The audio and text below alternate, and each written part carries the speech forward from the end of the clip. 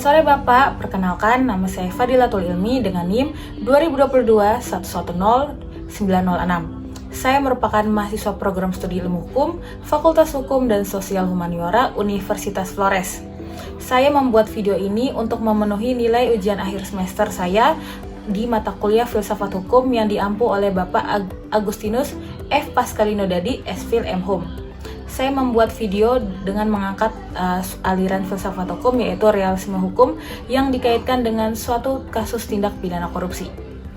Dalam perspektif realisme hukum, aspek yang lebih signifikan dibandingkan dengan teks hukum adalah bagaimana hakim dan pengadilan menerapkan hukum serta berbagai faktor seperti faktor sosial, politik, dan ekonomi yang mempengaruhi proses tersebut. Para penganut realisme hukum berargumen bahwa hakim pada intinya lebih berfungsi sebagai pencipta hukum daripada sekadar penafsir hukum. Keputusan hakim seringkali dipengaruhi oleh faktor-faktor subjektif seperti latar belakang pribadi, pengalaman, serta kondisi lingkungan yang berkaitan dengan suatu kasus.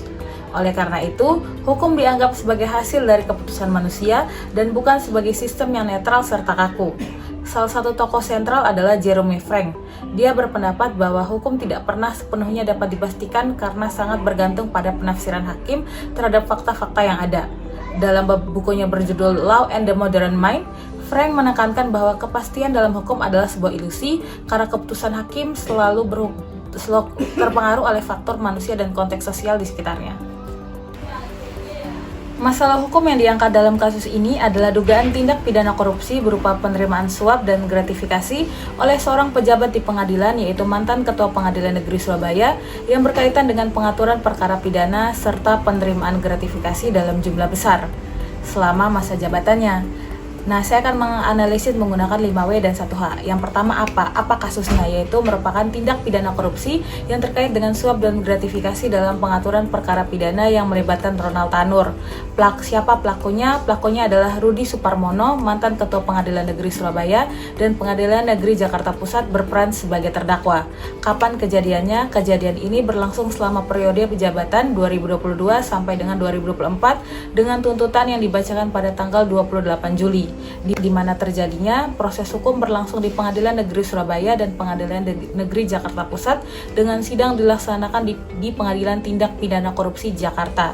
Mengapa?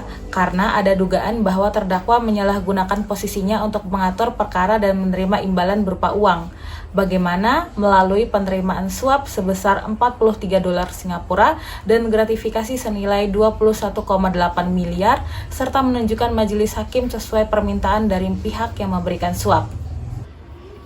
Berdasarkan perspektif aliran filsafat hukum realisme hukum, kasus tindak pidana korupsi karena penerimaan suap dan gratifikasi yang dilakukan oleh Rudi Suparmono menunjukkan dengan jelas bahwa hukum tidak selalu berjalan sebagaimana mestinya menurut norma yang tertulis, melainkan sangat dipengaruhi oleh perilaku dan keputusan aparat penegak hukum, khususnya hakim.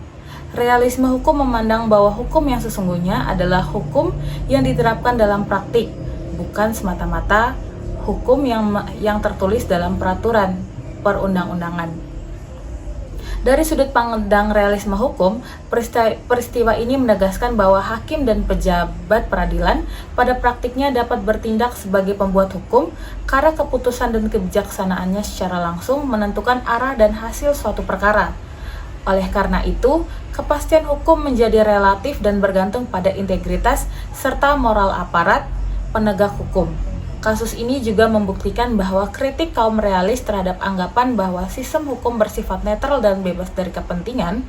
Dengan demikian, analisis berdasarkan aliran realisme hukum menunjukkan bahwa terjadinya tindak pidana korupsi ini bukan semata-mata akibat kelemahan norma hukum, melainkan karena faktor manusia di dalam sistem peradilan yang menyalahgunakan kewenangannya. Hal ini menguatkan pandangan realisme hukum bahwa untuk memahami hukum secara nyata, perhatian harus difokuskan pada praktik penegakan hukum dan perilaku para penegaknya, bukan hanya pada aturan yang tertulis.